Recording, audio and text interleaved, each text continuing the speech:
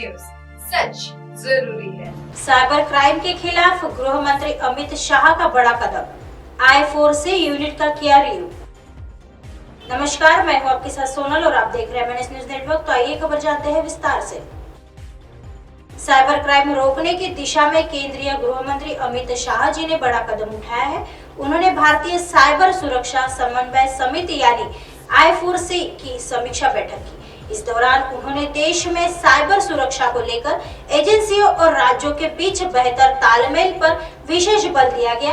गृह मंत्री अमित शाह जी की समीक्षा बैठक में देश में साइबर क्राइम की और धोखाधड़ी से आम जनता के बचाव के लिए काम कर रहे 24/7 डायल नंबर 1930 को और बेहतर और मजबूती देने पर चर्चा हुई। देश में बढ़ रहे साइबर अपराध से निपटने के लिए मंगलवार को हुई इस बैठक में कई महत्वपूर्ण निर्णय लिए गए थे। साथ ही डिजिटल तंत्र के सुरक्षित उपयोग और साइबर अपराध से निपटने के लिए किए गए अब तक कामों का पर डिस्कशन किया गया। साइबर जागरूकता दिवस के आयोजन का निर्देश। गृह मंत्री ने इस यूनिट को हर महीने देश में साइबर जागरूकता दिवस का आयोजन करने का निर्देश दिया गया। उन्होंने बताया कि I4C इस पहल में सक्रिय और महत्वपूर्ण भूमिका निभाने और साइबर स्वच्छता को बढ़ावा देने में मदद करने के लिए देश के सभी राज्यों तक पहुंच बना रहा। इस चर्चा इस बात पर भी हुई कि जनवरी 2020 में लॉन्च साइबर क्राइम पोर्टल के जरिए अब तक 13 करोड़ से ज्यादा बार उपयोग किया गया है, जो इसकी विश्वसनीयता बनाने के लिए काफी है।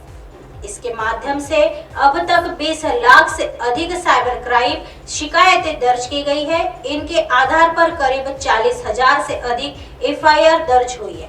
थानों में 100% FIR दर्ज। आज की बैठक में इस बात पर चर्चा हुई कि CCTNS यानी crime and criminal tracking network and system के माध्यम से अब तक 99.9 यानी लगभग सभी पुलिस स्टेशन सीधे तौर पर 100% FIR दर्ज किया जा रहा है। CCTN राशि डेटाबेस में अब तक 28.98 करोड़ पुलिस रिकॉर्ड दर्ज किए गए हैं। Crime and criminal tracking network system पर नागरिकों के द्वारा 12.82 करोड़ से अधिक सर्विस रिक्वेस्ट मिले हैं, जिनमें से 12.35 करोड़ रिक्वेस्ट का राज्य पुलिस द्वारा निपटान किया गया है। 1930 हेल्पलाइन नंबर जारी। एक अहम बात, नफिस यानी national automated fingerprint identification system पर 1,05,80,000 2.67 रिकॉर्ड को इंटीग्रेट किया जा रहा है। 17 अगस्त 2022 को शुरू हुए नफिस के माध्यम से जनवरी 2023 तक 23,378 बार चेक किया जा चुका है। अनौपचारिक बातचीत में गृह मंत्री जी ने बताया कि साइबर वित्तीय धोखाधड़ी से बचने के लिए 1930 हेल्पलाइन नंबर जारी किए गए हैं, जिसके जरिए तुरंत ही कार्ड ब्लॉक करने, धोखाधड़ी करने वाले का ट्रेस IIT करने और FIR सहित कई सुविधाएं पाई जा सकती है। इसके अलावा 250 से अधिक बैंक और वित्तीय मध्यस्थ ऑनबोर्ड आ चुके हैं। इसके माध्यम अब तक 1.33 लाख से अधिक लोगों से साइबर अपराधियों द्वारा गबन किए गए 235 करोड़ रुपए से अधिक की वसूली हुई है। 1930 हेल्पलाइन नंबर के सुविधाओं का सिंगल पॉइंट सॉल्यूशन प्रदान करता है। 5,000 से अधिक फॉरेंसिक सेवाएं।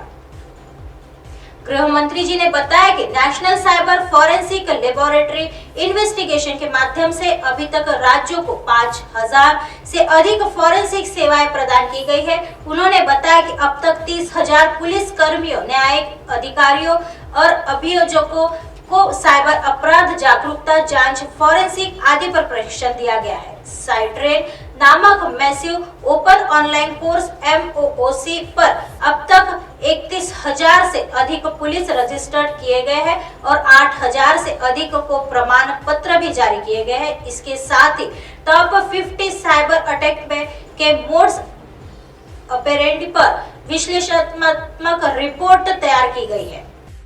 आइए बढ़ते हैं अगली खबर की तरफ। जो लाएगा कार्यकर्ता वही बनेगा पदाधिकारी, पटोले के आदेश से वन मैन आर्मी वाले नेताओं में हड़कंप।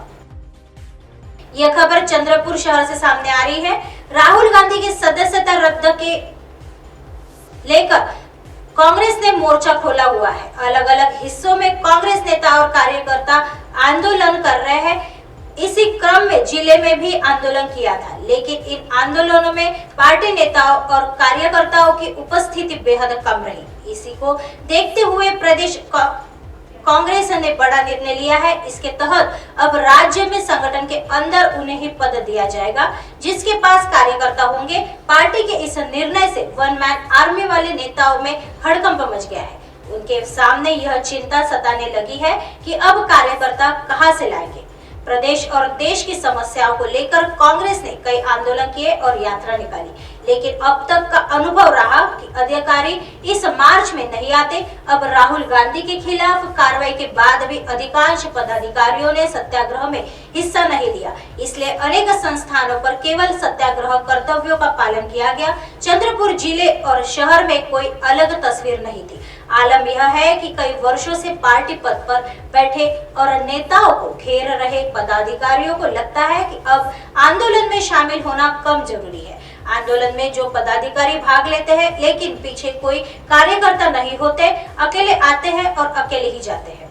उनकी मौजूदगी का मतलब सिर्फ मीडिया में चमकना है। कांग्रेस के प्रदेश अध्यक्ष नाना पटोले जी ने राहुल गांधी के खिलाफ कार्रवाई और उसके बाद हुए विरोध प्रदर्शन में उनकी उपस्थिति को गंभीरता से लिया है। इस संबंध में 26 मार्च 2023 को पटोले ने जूम मीटिंग के माध्यम से प्रदेश भर के पदाधिकारियों के संवाद किया।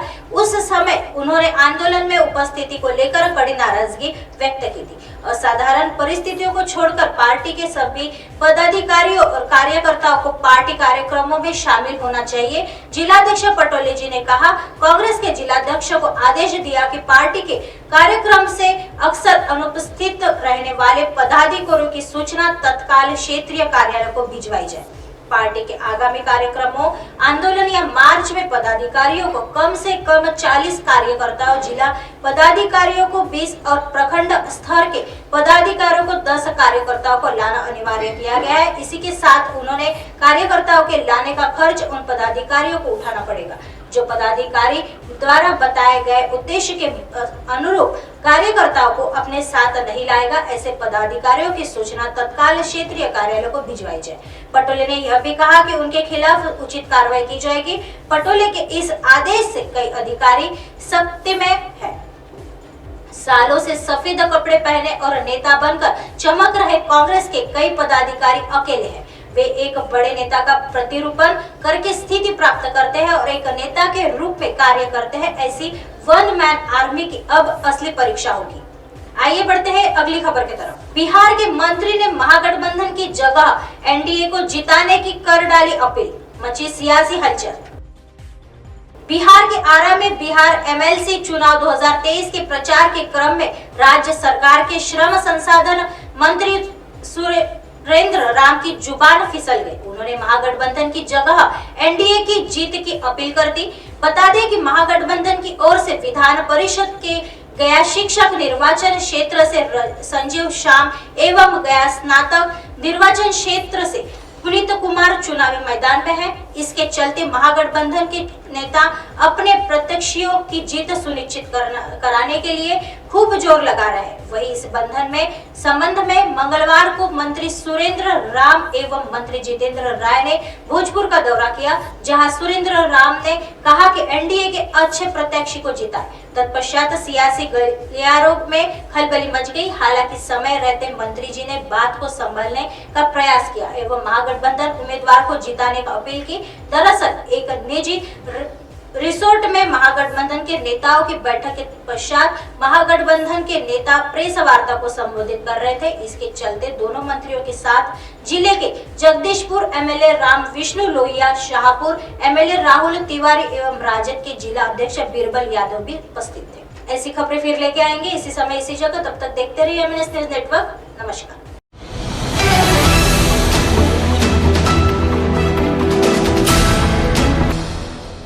ये है एमएनएस न्यूज नेटवर्क। पर और आप देख रहे हैं MNS न्यूज।